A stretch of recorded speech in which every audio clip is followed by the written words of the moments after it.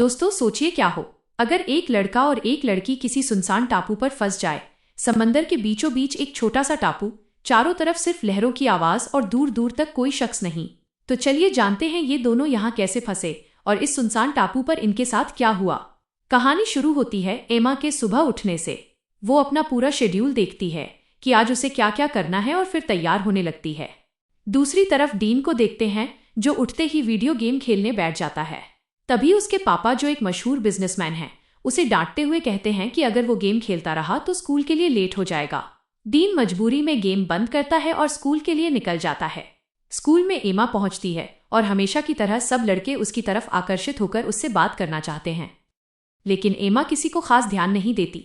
हाँ, डीन को वो नोटिस जरूर करती है पर उससे कभी बात नहीं करती।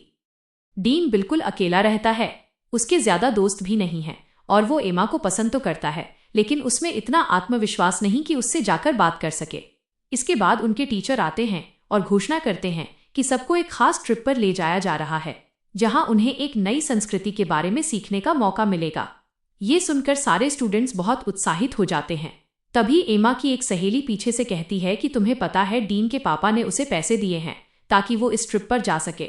एमा उसे चुप रहने को कहती है। लंच टाइम में एमा अपनी सहेलियों के साथ बैठकर ट्रिप की बातें कर रही होती है, लेकिन डीन कोने में अकेला बैठा सेब छील रहा था। ट्रिप से पहले डीन के पापा उसे समझाते हैं कि वहां अच्छे से पेश आना, मेरी वहां भी बदनामी मत करवाना। डीन उनसे वादा करता है। फिर सभी स्टूडेंट्स उस टापू पर पहुंचते हैं जहां और भी लोग छुट्टियां मनाने आए हुए थे। एमा देखती है कि डीन अकेले बालकनी में खड़ा ड्रिंक कर रहा है और उसे देखकर उसे थोड़ा अफसोस होता है, लेकिन तभी उसकी सहेली आकर उसे ले जाती है और वो डीन को भूल जाती है।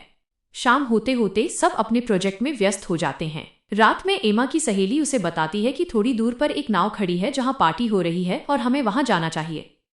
एमा पहले मना कर देती है कि उसकी तबीयत ठीक नहीं है, लेकिन सहेली जिद करती है और एमा को जाना पड़ता है। ये पार्टी उनकी ट्रिप का हिस्सा नहीं थी और उनके टीचर को इसके बारे में बिल्कुल पता नहीं था। वहां पहुंचकर एमा देखती है कि कुछ लोग ड्रिंक और नशीली चीजें ले रहे हैं। उसे ये माहौल पसंद नहीं आता, इसलिए वो एक तरफ खड़ी हो जाती है। वहां उसे डीन भी दिखाई देता है जो बिल्कुल उसकी तरह इस माहौल में बेचैन महसूस कर रहा था, इसलिए वो भी किनारे खड़ा था। तभी अचानक पुलिस वहां पहुंच जाती है और सबको लाइन में खड़ा कर देती है क्योंकि उन्हें शक होता है कि पार्टी में कई स्टूडेंट्स ने नशीली चीजों का सेवन किया है। उसी भगदड़ में एमा का पैर फिसल जाता है और वो नीचे पानी में गिर जाती है। एमा के पानी में गिरने के बाद सिर्फ डीन ही उसे देखता है, इसलिए वो तुरंत पानी में कूद जाता है और एमा को पकड़कर ऊपर ले आता है। तभी उन्हें पास में एक छोटी सी नाव दिखाई देती है। दोनों उसी नाव पर चढ़ जाते हैं। डीन उस रस्सी को काट देता है क्योंकि उसने अपने पापा से वादा किया था कि वो किसी भी तरह की मुसीबत नहीं लेगा और पुलिस के चक्कर में भी नहीं पड़ना चाहता था। डीन एमा से कहता है कि जैसे ही पुलिस चली जाएगी हम वापस किनारे आ जाएंगे, लेकिन कुछ देर बाद उन्हें एहसास होता है कि नाव में इंजन ही नहीं है और उन्हें खुद ही चप्पू चलाकर वापस लौटना होगा। लेकिन तभी तेज लहरें नाव को बहाना शुरू कर देती हैं और वे जहाज से दूर होते होते बहुत दूर निकल जाते हैं। सुबह टीचर सभी स्टूडेंट्स को इकट्ठा करते हैं और बताते हैं कि कल जो हुआ उसके बाद ट्रिप रद्द करनी पड़ेगी। तभी एमा की सहेली घबराकर बताती है कि एमा कल रात से गायब है और डीन भी कहीं नहीं मिल रहा। उधर एमा और डीन नाव पर पूरी तरह भटके हुए थे। डीन का फोन पानी में भीगकर खराब हो चुका था और एमा का भी यही हाल था। एमा वापस लौटने की बात करती है, लेकिन डीन मना करता है क्योंकि उसका मानना था कि बचाव दल उन्हें खोजते खोजते यहां तक आएगा। तभी एमा दूर एक टापू देखती है और जोर जोर से चप्पू चलाने लगती है। डीन भी उसकी मदद करता है और दोनों बड़ी मुश्किल से उस टापू तक पहुंचते हैं। उन्हें लगता है कि शायद यहाँ कोई होटल होगा, लेकिन कुछ नहीं मिलता। वे एक ऊंची जगह पर जाते हैं और चारों तरफ देखते हैं। यह पूरी तरह से सुनसान टापू था। अब उन्हें यकीन हो जाता है कि वे सच में खो चुके हैं। एमा डरती है कि कहीं कोई जहरीला कीड़ा न काट ले या खाने पीने की दिक्कत न हो, इसलिए वो कहती है कि आग जलानी चाहिए। डीन अपना लाइटर दिखाता है और दोनों आग जलाते हैं। डीन सुझाव देता है कि नाव में बैठकर किसी और टापू की तरफ जाना चाहिए, लेकिन जब वे किनारे जाते हैं तो देखते हैं कि नाव बह चुकी है। अब सिर्फ लाइफ जैकेट बची थी जिसे डीन उठा लेता है। उधर एमा और डीन के माता पिता बुरी तरह परेशान थे। पुलिस, स्कूल और बचाव दल उन्हें ढूंढने में लग गए थे। अब एक दिन बीत चुका था। रात में एमा के बैग में रखी कुछ चॉकलेट चिप्स दोनों खाते हैं और सोने की कोशिश करते हैं। रात में एमा को कुछ अजीब सी आवाजें सुनाई देती हैं, जिससे वो डर जाती है और सो नहीं पाती। सुबह एमा रेत पर एसओएस का निशान बनाती है और डीन से पानी लाने को कहती है। डीन तैरने चला जाता है, इसलिए एमा खुद पानी भरने जाती है, लेकिन वहां उसे फिर वही अजीब आवाजें सुनाई देती हैं और वो जल्दी वापस लौट आती है। फिर उन्हें याद आता है कि नाव में से एक फ्लेयर भी मिला था जिसे डीन ने संभाल कर रख लिया था। वे दोनों मिलकर एक शेल्टर बनाते हैं। खाने के लिए उन्हें टापू पर कुछ केले और फल मिल जाते हैं, जिससे खाने पीने की ज्यादा दिक्कत नहीं रहती। लेकिन एमा अभी भी घर लौटना चाहती थी क्योंकि उसे अपने माता पिता की चिंता सताने लगती है। उधर न्यूज वाले रिपोर्ट करते हैं कि बचाव दल उन्हें ढूंढने की बहुत कोशिश कर रहे हैं, लेकिन इतने दिनों से कुछ पता न चलने के कारण शक है कि शायद दोनों की मौत हो चुकी है। इसलिए अब दल उनके शव खोजने की तैयारी कर रहे हैं। लेकिन डीन के पापा अपने बेटे को बहुत अच्छी तरह जानते हैं। वो इतनी आसानी से हार मानने वाला नहीं था, इसलिए वो खुद भी हेलीकॉप्टर से उसकी तलाश में निकल पड़ते हैं। टापू पर रहते हुए काफी समय हो चुका था। अब एमा और डीन के बीच एक अच्छी जुगलबंदी बन चुकी थी।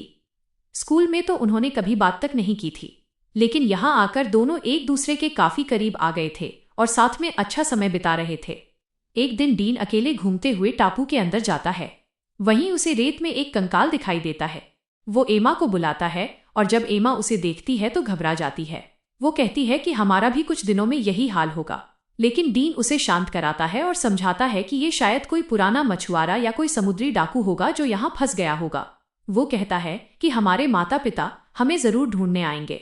एमा उसकी बात मान भी लेती है और चुप होकर इंतजार करने लगती है। अगली सुबह एमा उठती है तो देखती है कि डीन कहीं दिखाई नहीं दे रहा। वो बुरी तरह डर जाती है और जोर जोर से डीन को आवाज लगाती है, लेकिन कोई जवाब नहीं मिलता। वो टापू के अंदर की तरफ जाने लगती है जहां उसे डीन दिखाई देता है। वो रेत में एक गड्ढा खोद रहा था ताकि उस कंकाल को ठीक से दफना सके। एमा उस पर गुस्सा करती है कि वो बिना बताए कहीं कैसे चला गया। वो कहती है कि तुम्हें पता भी है मैं कितनी डर गई थी। बहस के दौरान एमा का पैर फिसल जाता है और वो गिर जाती है, जिससे उसके पैर में चोट लग जाती है।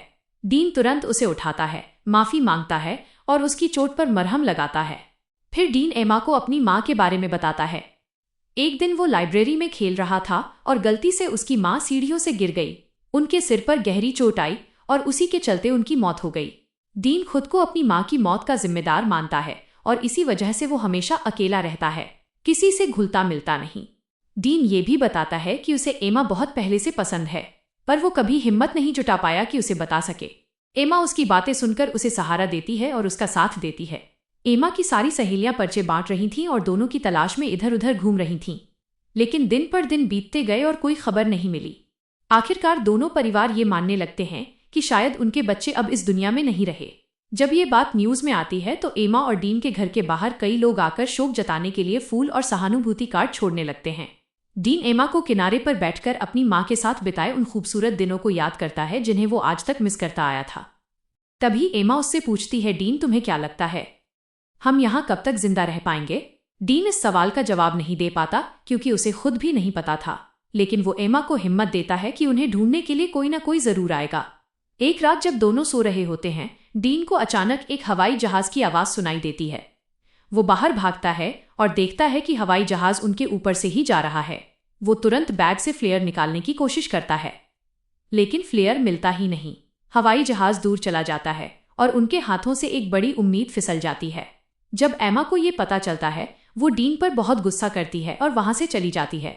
अब उसने पूरी तरह उम्मीद छोड़ दी थी कि वो अपने परिवार को कभी देख पाएगी। एमा अपने बनाए घर को फिर से ठीक करने लगती है ताकि यहाँ रहने की आदत डाल सके। डीन को अचानक झाड़ियों में कुछ आवाज सुनाई देती है। वो उसका पीछा करता है तो पता चलता है कि वो एक काला तेंदुआ है। तेंदुआ उसे देख लेता है और डीन के पीछे भागने लगता है। डीन जान बचाने के लिए दौड़ता है। उसकी चीखें सुनकर एमा वहां पहुंचती है और देखती है कि डीन ने उस तेंदुए को मार गिराया है। अब डीन टापू पर जीवित रहना अच्छी तरह सीख चुका था। दोनों रोज मछलियां पकड़ते थे और साथ में खाना बनाते थे। उन्होंने लकड़ियों का एक मजबूत घर भी बना लिया था क्योंकि अब उन्हें यकीन होने लगा था कि शायद उन्हें ढूंढने कोई नहीं आएगा। एक दिन डीन देखता है कि एक बंदर उनका सारा सामान लेकर ऊपर पेड़ों पर चढ़ रहा है। उसके हाथ में वही खोया हुआ फ्लेयर भी था। डीन उससे फ्लेयर वापस मांगता है, लेकिन बंदर नहीं देता। तभी एमा उसे केले का लालच देती है। बंदर केला लेकर खुश हो जाता है और फ्लेयर नीचे गिरा देता है। इस तरह फ्लेयर वापस मिल जाता है। समय बीतता रहता है। फिर एक दिन जब वे दोनों मछलियां पकड़ रहे होते हैं, एमा आसमान की तरफ देखती है और कई दिनों बाद फिर से एक उम्मीद दिखाई देती है। आसमान में एक हेलीकॉप्टर उड़ रहा था। अब उनके पास फ्लेयर भी था। दोनों भागकर खुले मैदान में जाते हैं और डीन तुरंत फ्लेयर लॉन्च करता है। लेकिन इस बार एमा खुद फ्लेयर शूट करती है बिना किसी देरी के। हेलीकॉप्टर की टीम फ्लेयर की रोशनी देख लेती है और दोनों को पहचान लेती है और आखिरकार महीनों के बाद डीन और एमा बचा लिए जाते हैं। तो दोस्तों, कभी कभी आपकी जिंदगी में गलत रास्ते पर जाना भी आपको सही दिशा दिखा देता है। बस जरूरत होती है उस सीख को समझने की।